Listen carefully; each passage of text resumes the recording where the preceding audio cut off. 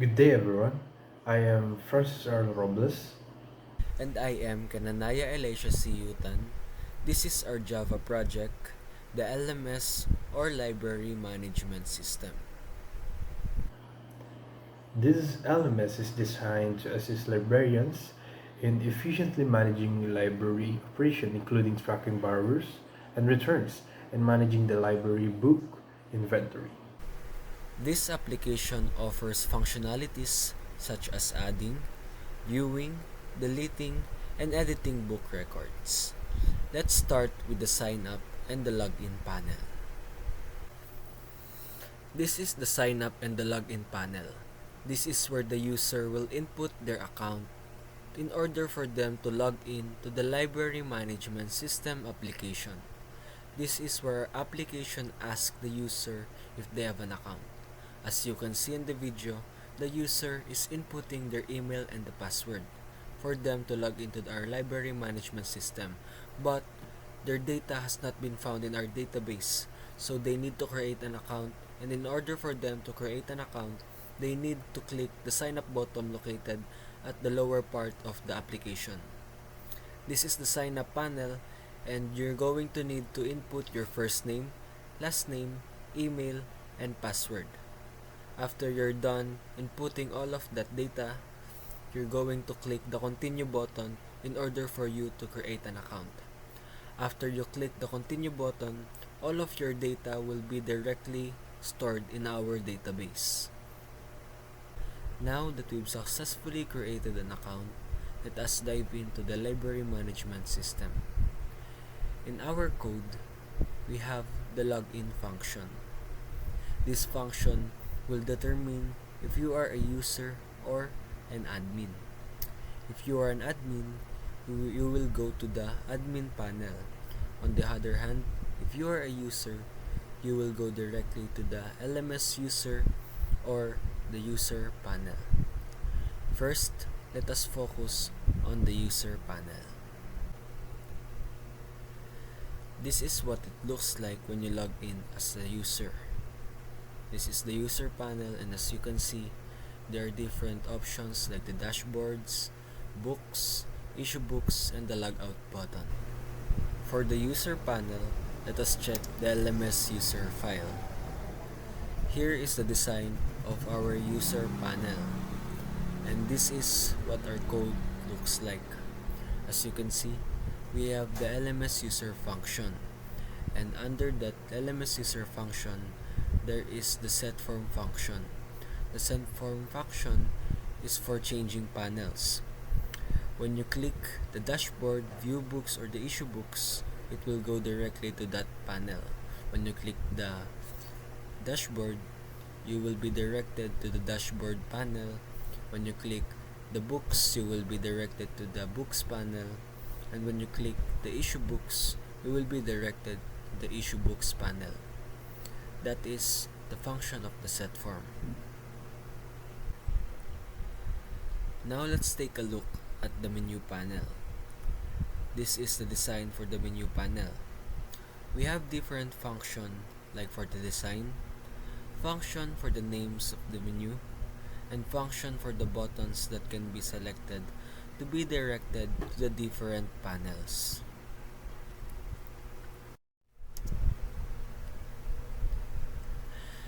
The next one is the menu item and the list menu function. This menu item is for the box in the menu when clicked. But we're going to focus on the menu function because this one is complicated. First, let's dive in the mouse pressed function. This function is for pressing the menu items, and under this function, we're going to see the selected index. This indicates that a certain item or the menu item is being clicked. When I click a certain menu item, it will be highlighted, and in the middle of the code, we can see the My Data. This is for ignoring the My Data and the menu item. So if I click the My Data, nothing's gonna happen, unlike when I click a certain menu item, it will be highlighted as you can see in the video. The next one is the mouse exited and the mouse move function. These functions are almost identical to each other. The mouse move function is when you move the cursor to a certain menu item, it will be highlighted, while the mouse exited is when you move the cursor away, the highlight will be removed. The next one is the books panel. Inside this books panel, we can see all of the books that are available in our library. There is a search bar for the user to search the book that they like. Just like in the video, we can see that whether you search for the author or whether you search for the book name, the book that you want will pop up. But now, let us focus on the code for this one.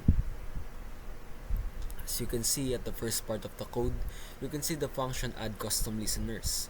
The function for this code is for the search here inside the search bar to disappear when it is clicked. The next one is the view table function. As simple as it can be, this function is the key for the user to view books. I want to focus on the image bytes.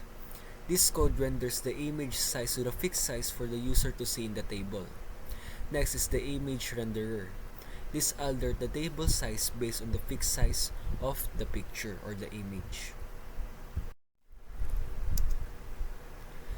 The next one is the issue books panel. This panel is somehow similar to the view books panel. As you can see in the video, there is also a table that consists of all of the books that are available in our library.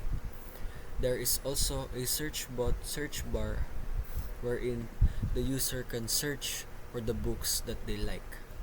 The difference between the issue books panel and the view books panel is there is an add data or add the book data and the student data in this panel. As you can see in the video, the user is inputting the book name in the book data. The difference is when you enter the book name, the book ID and the author will be automatically filled. This happens in the search function because this function is to search data from the database. I forgot to mention this before, but this is the code for the search bar and we can find it in the JTEX field key pressed. This code is for sorting the table based on letters, numbers, words, or symbols in the table. This will help the user to find the books faster. The next one is the add data. As you can see in the video, the user is inputting their student data. They're inputting their student ID, student name, and in this panel, you can select the date wherein you can pick up the book that you like. After that, click add data and your schedule for picking up the book is set.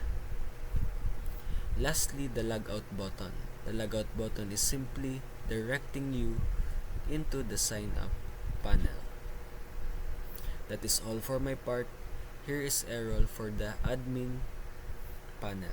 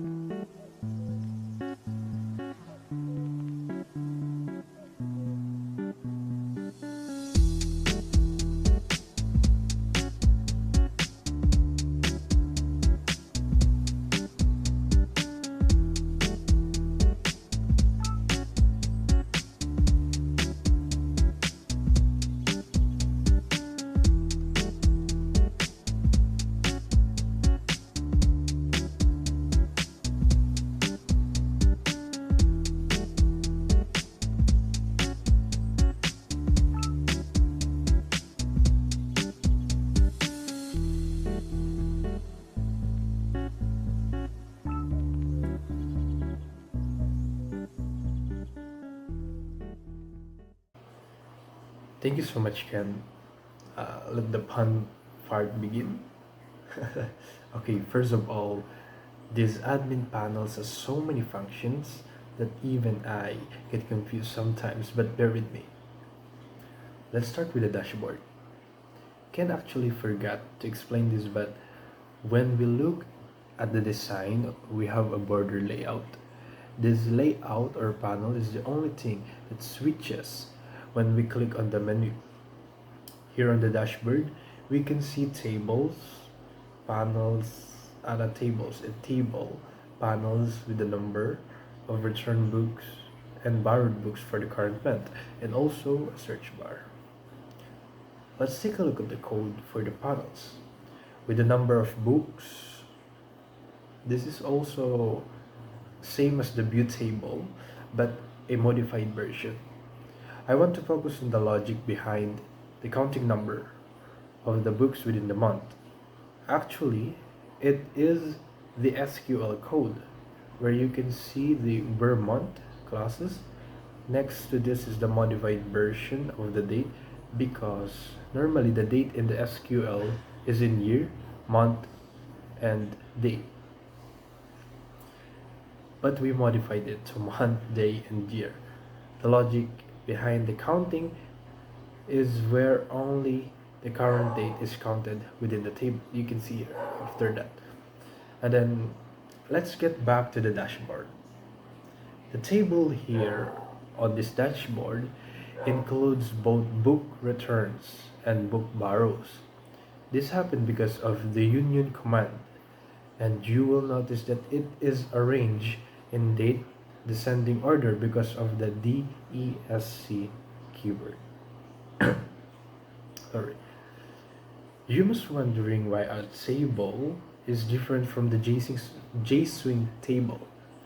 It is because we modified it. Here's the code for the table.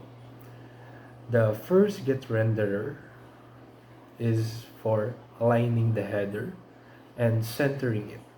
And the second part is for the clicking the table, because it highlighted the text when it clicked. We also have status render cell where this code changes the color of the borrow and return status for easier visibility. Now let's move on the books. Same as Ken explained, I will not discuss this furthermore because it's the same as the user seen or saw in their dashboards. So let's move on the uploading books. This one is a tricky one, especially in the rendering the photo to the desired size.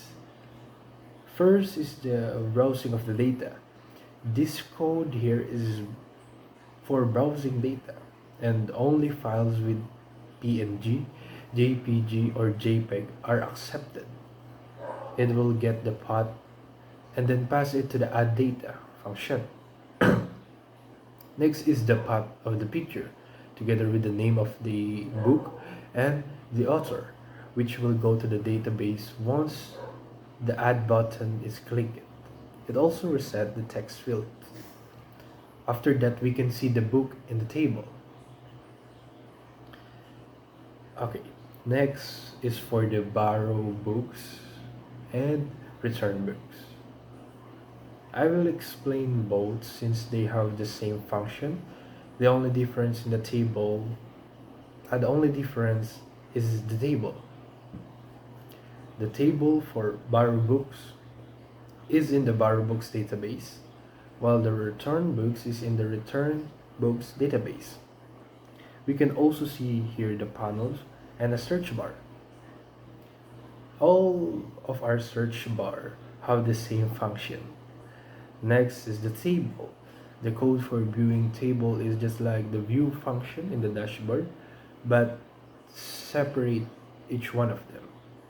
Next is the panels, or to for you to clearly understand what separate means, just separate the union, delete it, and then the two separate database will go. Next is in the panels that will show us the number of the return book. We also have a function where when the book ID is entered, it will automatically fill out the text field. This is the search function. Next is the data table. In this table, same as the earlier table, I will focus on the editing and deleting part. Here we had a hard time with editing since the JDate chooser doesn't enter month, day, and year format. We can see uh, in the edit function that we modified the JDate chooser to our desired date format for it to show in the text field and in the data. That was the hardest part of this panel. Deleting the data only involves delete and updating the table, which is why it is easier compared to editing. And lastly, we have the logout. Here to logout. And that's all for our project. Thank you so much for listening, and I hope you have a good day. Bye bye.